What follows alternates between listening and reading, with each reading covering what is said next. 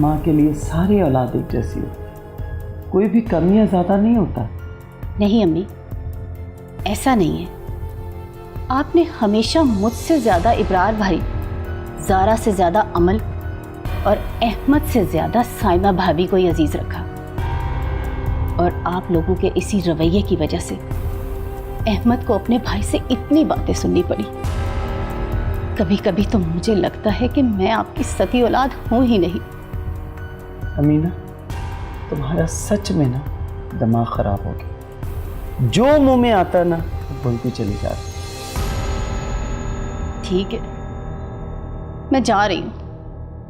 आप अपने घर में खुश रहें और मैं अपने घर में जैसे तैसे गुजारा कर ही लूंगी, पर दोबारा आपके घर कभी नहीं आऊंगी।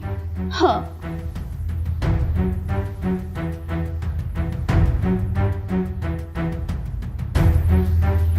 बेवकूफ लड़की है, समझती नहीं किसी बात